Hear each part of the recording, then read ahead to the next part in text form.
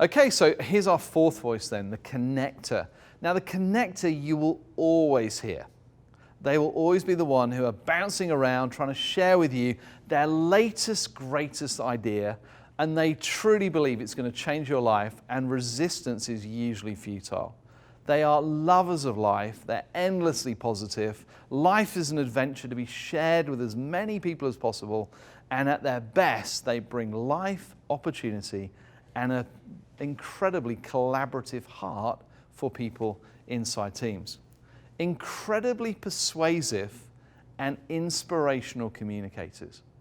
So if a connector truly believes in something, they are unbelievably good at rallying people to that cause, getting people, as it were, to believe in the power and the validity of what it is they believe in.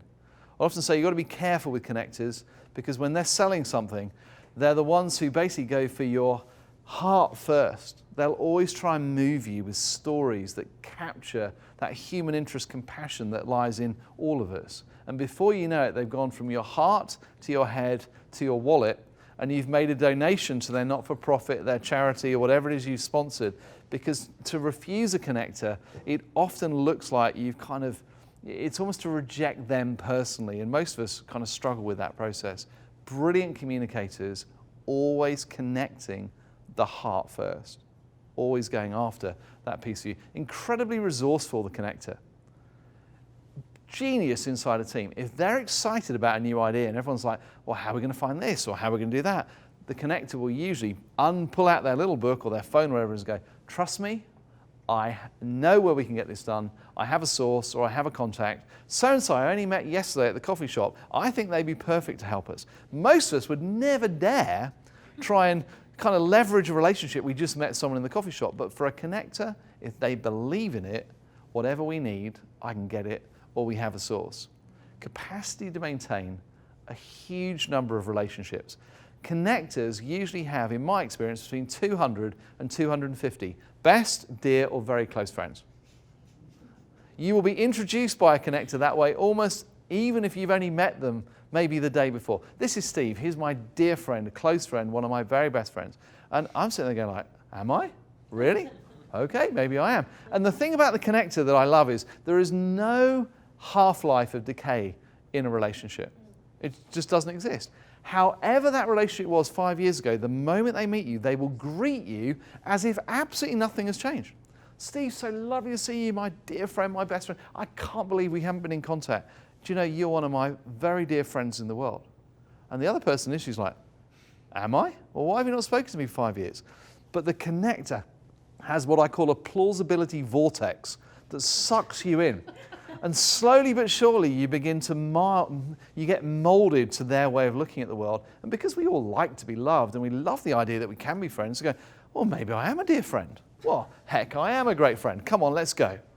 So that capacity to maintain relationships, you know, social media has been an absolute boon for the connectors. They've got thousands of Facebook friends and Twitters and Instagrams, and they'll have a whole page on their sort of phone of just the different social media apps that allow them to stay connected to their global family. They know how to connect people and aspirations. Commercially, this is huge. It's one thing to have a great product or a great idea. It's another skill set to actually think, how do we take that and how do we make it and connect it to the wider world so that everyone is as excited about this as we are. Connectors know how to message, they know how to market, they know how to position, they know how to communicate. And you'll watch them, they'll often go out just trying, see what works, what doesn't work with certain people, so they can bring that research back to the team and go, if we communicate it like this, then everyone's going to want it. And sometimes connectors feel a bit like salespeople, but they hate that tag. Because for a connector, they're not selling something at all. What they're doing is they're taking something that they believe to be inherently valuable and they're connecting it to people that they think are going to benefit from having it. A connector is actually a person of enormous integrity. They could never sell anything just for their own target. If they don't believe it's going to be helpful for you, they will not sell it. It's the same with their ideas. And they love connecting people. The connector loves nothing more than to go, hey, Brittany, I think you need to meet Kim.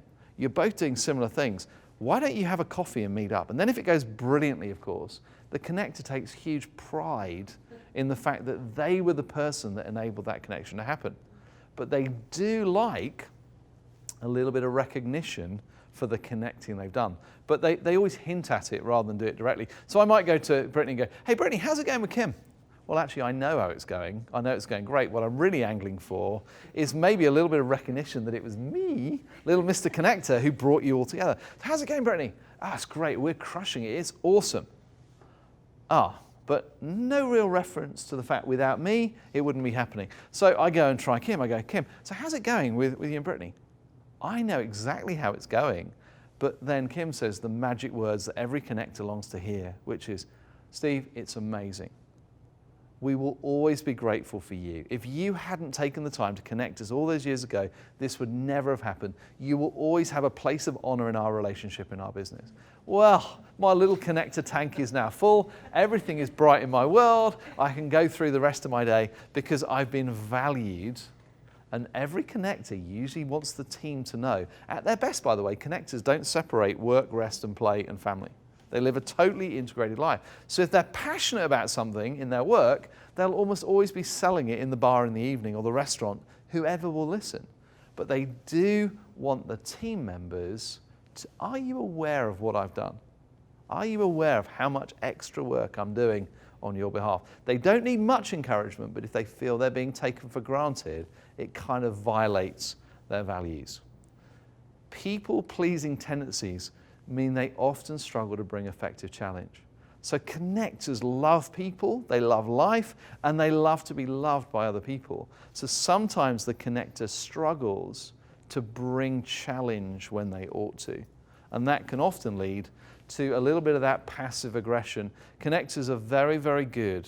If they don't get their own way, they don't come and challenge you directly, they just kind of drip little bits of poison about you because you violated one of their foundational values. And before you know it, everyone's looking at you slightly strangely. It's almost like you've been slimed by a connector. Nothing attributable, just totally, yeah, I'm thinking of appointing Steve to a new role in the team. Yeah, that's brave. What do you mean that's brave? You see what I'm doing? All the time.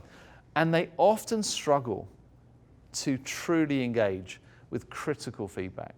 So because when a connector brings an idea to the team, it's not something that they've just thought up. It's something that they're deeply, deeply passionate about. And so therefore, it's a bit like a poker game. When a connector brings their idea, it's like they've gone all in. Everything I have in the world is now on the table. So to reject the connector's idea often feels like a very personal rejection. And so therefore, you'll often watch them just fold in a little because it feels more personal to the connector than sometimes it does to some of the other voices. So there's my best attempt to explain the connector to you.